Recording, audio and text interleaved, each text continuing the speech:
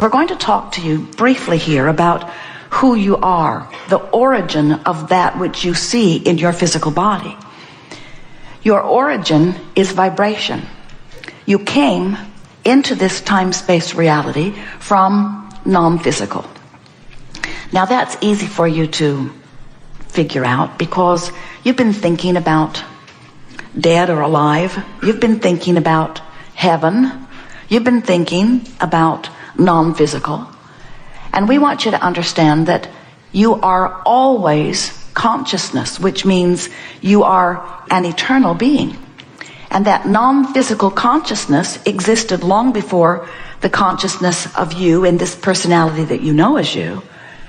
But here's the thing that most humans don't remember. Even after a part of the consciousness that was you before your birth into this body, even before that consciousness took form and shape in this physical body, that non-physical energy understood why you were coming forth, who you were, who you are. That non-physical energy understood that there is no separation, no way of separating the non-physical from the physical. So the non-physical vantage point that you held before you decided to come into this body understood that in your body you would be an extension of this source energy. An extension, not an either or, an extension. You understood that a part of your consciousness would be present in the personality that you know as you, but the larger part of that consciousness would remain non-physically focused. You knew that non-physically you would project part of that awareness forward, just like here you are in this room today, but it surely does not represent all that you are. You're here attending the seminar, but you are so much more in this physical personality. And so as you are here in this physical body, you are so much more also. Now that you are here in this physical body, you have, if you will consciously think about it, a relationship that is perceivable between the physical aspect of you and the non-physical aspect of you.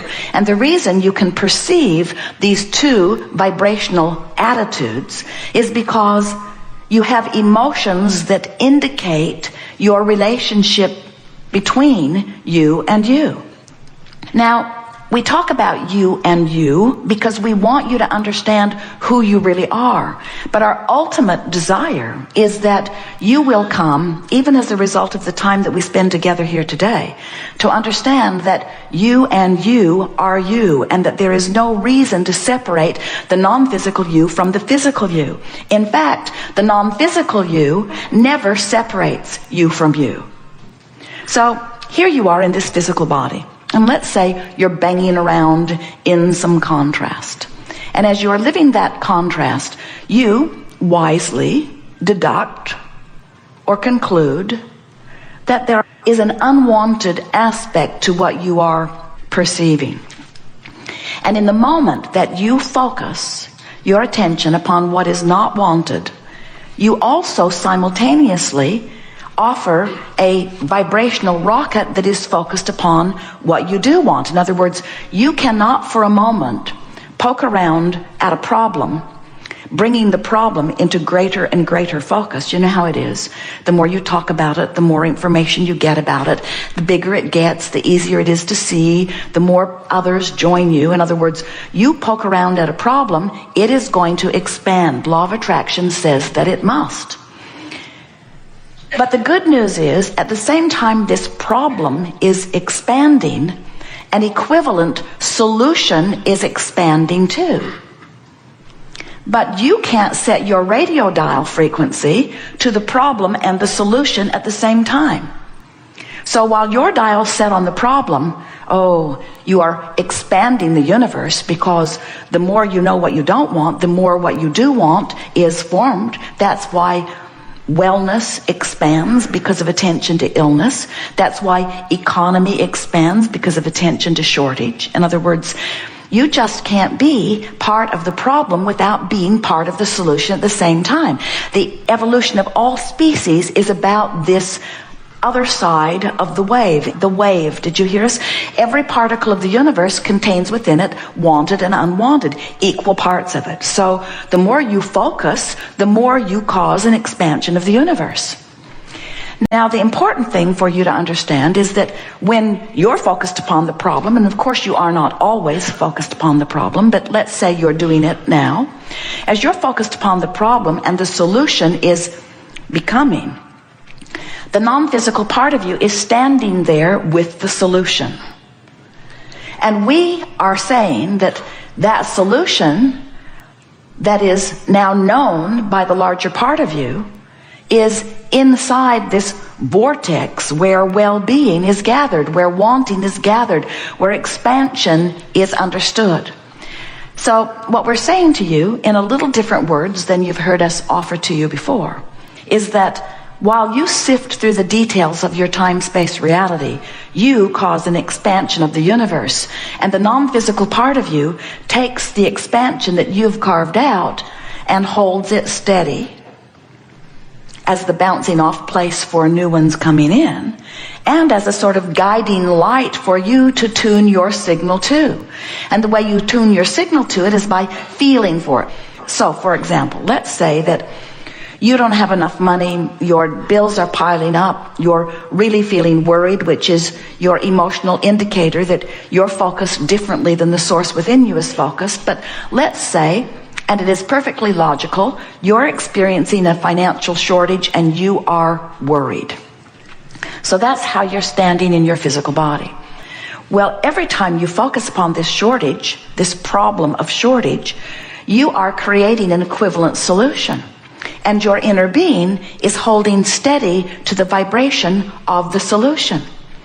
If we were talking about physical well-being, when your physical body is sick, you create a vibrational wellness that is more than was there before you got sick. In the same way that when you are experiencing exaggerated shortage, you're creating a vibrational equivalent of abundance that is more than it was before you experienced your shortage.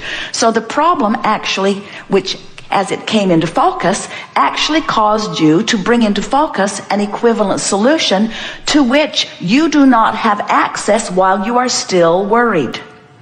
Your worry, in fact, is your emotional indicator that lets you know you are doing the problem part of the equation while the source within you is doing the solution part of the equation, but you, in your physical form, cannot have access to the solution as long as the problem is what is most active in your vibration. So many people say, well, then show me the money. Inner being, smarty pants that you are, standing over there with all of my abundance, fork it over. Give me the abundance, and when I see it, I will feel better. And we say, of course you would feel better if you could see the solution to your problem, but you have to find the solution to your problem vibrationally before it can manifest. You have to withdraw your attention from the problem before the solution can come into view. So you have something to think about all day, every day. Esther has really been pondering this recently. How much attention to the problem does this particular creative experience deserve? Because there is a tipping point. In other words, of course, poking around on the problem, living life, you came to do that. You came to expand the universe by knowing what you don't want and knowing what you do want. But there is a time, and all of you have to decide when it is for you, that you're willing to say, all right, I've poked around at this problem significantly enough to create a really good solution. Now I think I'll tune myself to the solution rather than to the problem. And the answer to when that is simply this. How much discomfort am I willing to endure before I let go of the problem and let the solution show itself to me? Really, that's the only thing that makes the difference. Now, of course, most people, Esther included, who is standing in the attitude of poking around at the problem, immediately feels the discord of being a vibrational match to the problem rather than to the solution.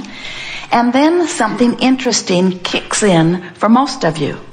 Because you now don't feel good, it feels like you should explain why you don't feel good and how bad it is that you don't feel good and whose fault it is that you don't feel good. good. In other words, you begin to justify your discordant relationship with who you are by hammering longer at what's wrong with this. Esther, over the years, has said things to us such as, well, it's true, as if that is any kind of criteria to use. In other words, it's true, this thing I'm using to make myself miserable and keep myself from the solution that I have already created. And we say, no one is questioning the truth of these things because you can't focus upon anything for very long without making it true. That's a terrible criteria. It's true. It's true, and so I focus on it. We say, cancer is true. Do you want some? Plundering, rapes, murder, all true. You want some of that? If you focus upon those things just because they are true, you open yourself to all kinds of things unwanted as well as wanted. We think a different criteria is in order. So rather than saying it's true, why not ask yourself, how does it feel? How does it feel? Because sometimes you can poke around on what you consider to be a problem and it feels interesting. And we want to say to you, we've never said it to you before, that if you are poking in the direction of what feels like a problem and it feels interesting, you're still in the vortex. In other words, if it still feels interesting, you are not separating yourself from who you are. You're working the contrast in a productive way from inside the vortex, because in every particle of the universe, even where we stand in non-physical, there is wanted and unwanted. The difference between where we stand is that the differentiation between our wanted and our unwanted is so slight you could not from your physical platform even perceive it. So really, what we're wanting you to sort of come to an awareness of today, in the time that we are together, is how much grief am I willing to endure for the sake of expansion? And if we were standing in your physical shoes, we would say none. Because you don't have to separate yourself from who you really are and what you want so long that you deprive yourself of the energy of alignment for so long that you are in grief or fear or despair. That's way, way, way overkill for what you intended when you decided to come forth and be a creator in this physical body. Are you understanding what we're getting at? Some of you have been listening to us for a while, and we want to say to you that we think that you have done enough poking around in the contrast of your life experience to keep yourself happily busy in the manifestation for 20 or 30 lifetimes. We really do not think that you really owe anything to anybody and that you need to torture yourself into expansion. But we also want to say to you that we are not ready to state, nor will we ever be ready to state, that negative emotion is a bad thing, because it isn't. Negative emotion is your guidance system that lets you know that you are in this moment deviating from what? Deviating from the source? Yeah. Deviating from what you want? Yeah. Deviating from the solution while you cling to the problem? Yes. Deviating from the answer while you ramp up the question more? Yes. But the true deviation that we want you to be aware of is deviating from the expanded version of you. It's like life has caused you to vibrationally move forward into this vortex, and we'll talk more about what this vortex thing is, into this vortex. But you, for reasons of your own, and usually only intimately known by you, for reasons of your own, you are choosing to hold yourself back from the expanded version of you. And we want to proclaim in a way that you will always remember that every negative emotion that you feel, no matter how great or slight it seems in the moment that you are feeling it, every negative emotion means the same thing. You expanded, but you in your physical body aren't going with the expansion, not right now anyway.